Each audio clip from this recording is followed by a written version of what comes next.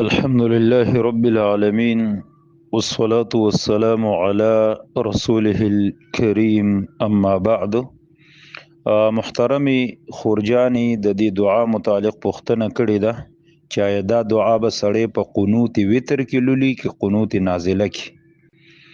هغه دعا دا ده: اللهم اهدني فيمن هديت، وعافني فيمن عافيت، وتولني فيمن توليت، وبارك لي فيما أعطيت، وقني شر ما قضيت، إنك تقضي ولا يقضى عليك، وإنه لا يذل من واليت، ولا يعز من عاديت، تباركت ربنا وتعاليت.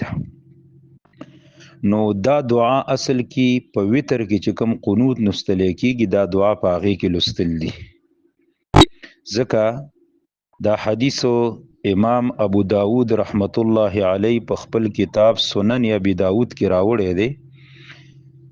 حدیث نمبر دی 1425 او په دې باندې باب لګولې دی، باب القنوت فی الوتر، په وتر کې قنوت لوستل. او به په کې دا حدیث راوړی دی حسن ابن علی رضی الله تعالی عنهما چې دا د نبی صلی الله علیه وسلم نوسی دی د لور د طرفه، او وی چې علمني رسول الله صلی الله علیه وسلم کلمات اقولهن فی الوتر. ما ته نبی علیہ الصلوۃ والسلام څه کلمات خودلی چې دا په وتر کې وایا.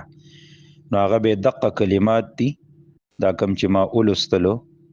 دقه رنګ امام ترمذی رحمت الله علیهم دا حدیث راوړی دی، حدیث نمبر دی 464.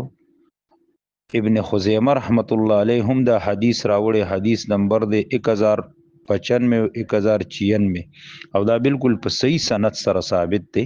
نو دا په وتر کې غوره او افضل قنوت دا دی چې سړی لولي. والله اعلم. هذا وبالله التوفیق.